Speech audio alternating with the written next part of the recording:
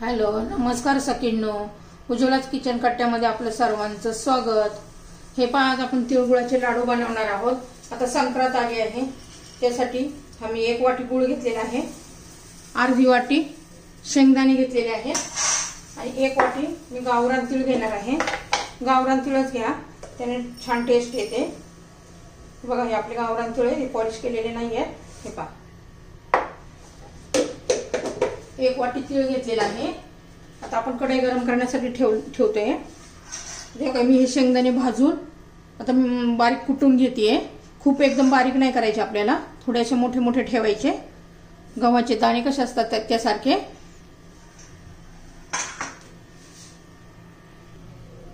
हे पहा, आपली कढई आता गरम झालेली आहे. शेंगदाणे भाजलेलेच होते माझ्याकडे. आता तीळ भाजून घेऊया आपण.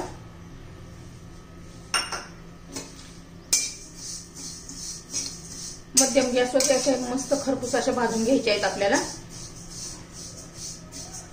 तीळ कधी मोठ्या गॅसवर भाजायचे नाही, कारण ते लगेच पटपट तडतड होतात, व्यवस्थित भाजत नाही आतून.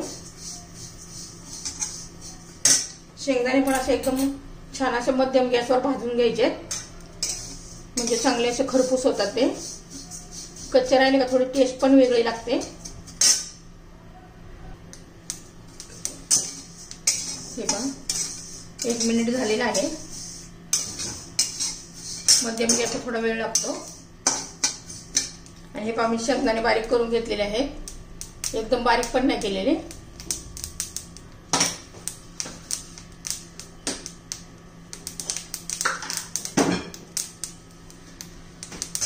हे बघा, तडतड व्हायला लागलेले आहे.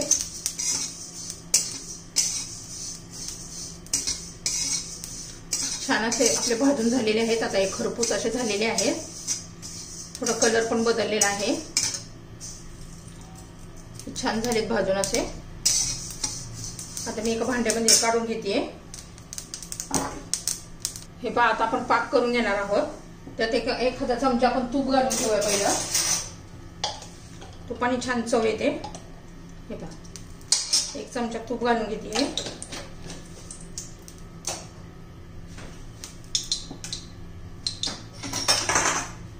हे बघा, तूप वितळून गेलेलं आहे.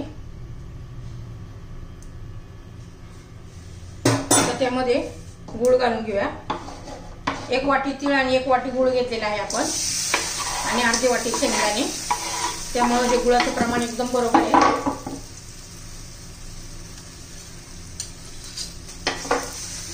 त्याच्यात एखादा चमचा आपण पाणी घालणार आहोत. एखादा चमचा घालायचा. पाक कसा करायचा आहे आपल्याला तर दाखवते तुम्हाला. जास्त पण पाक आपल्याला शिजवायचा नाहीये, नाहीतर मग लाडू कडक होतात. आपल्याला लाडू असे खरपूस असे झाले पाहिजेत.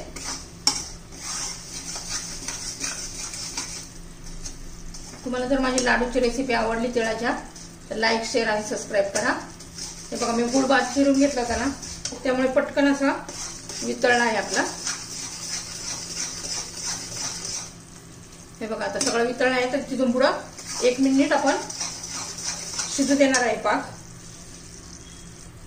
हे पहा, आपला तिकडं पाक होतोय. तोपर्यंत आपण हे तीळ घेतलेलं आहे, याच्यात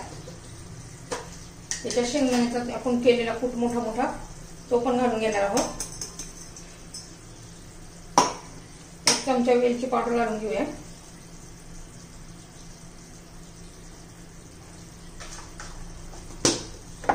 आपला पाक पण शिजतो तिकडे. हे पहा, आपला पाक झाला का नाही आपण पाहूया. आता ह्या वाटीमध्ये आपण पाणी घेतलेलं आहे, थोडा टाकून बघूया 2-4 थेंब. हे बघा, लगेच खाली बसलाय.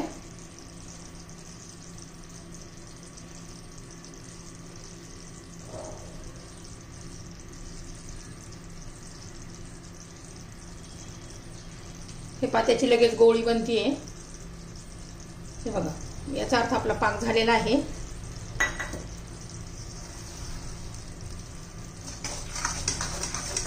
जास्त नाही शिजवायचं, कारण नाही तर मग लाडू लय कडक होतात. आता पाक झालेला आहे. मी आपण आता याच्यात ओतून, आता हे आपण हे व्यवस्थित मिक्स करून घेऊया. तीळ, भाजलेल्या शेंगदाण्याचा कूट आणि विलायची पावडर घालून घेतलेली आहे. आता याच्यात आपण पाक ओतून घेऊया.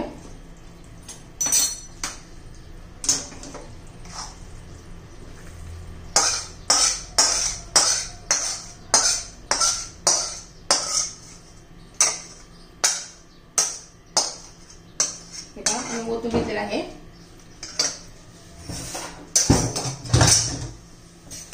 आपण एका चमच्याने व्यवस्थित हलवून घेऊया.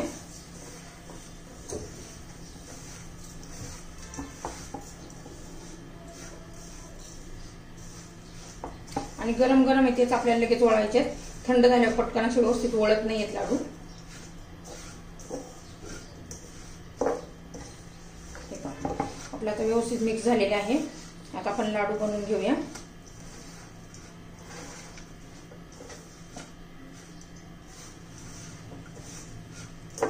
आता आपल्याला सर्व लाडू एकसारखे बनवून घ्यायचेत ना, तर मग कशाचं पण एक माप घ्यायचं आपण. आता उदाहरणार्थ हा चमचा, हे चमच्याने आपण असं दाबून घ्यायचे आणि त्याच मापाचे सगळे लाडू बनवायचे. हे बघा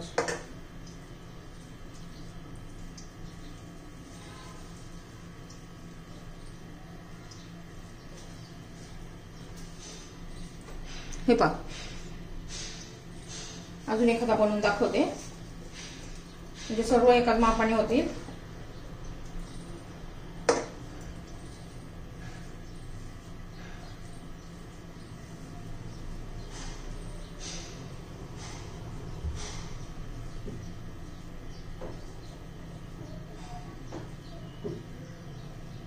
हे पहा असे आपले लाडू बनवून झालेले आहेत. आता सर्व लाडू मी बनवून घेतेय.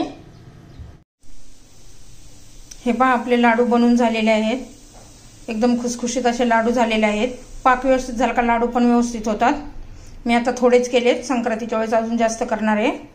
तर आपले लाडूची रेसिपी तयार, तिळाचे लाडू तयार.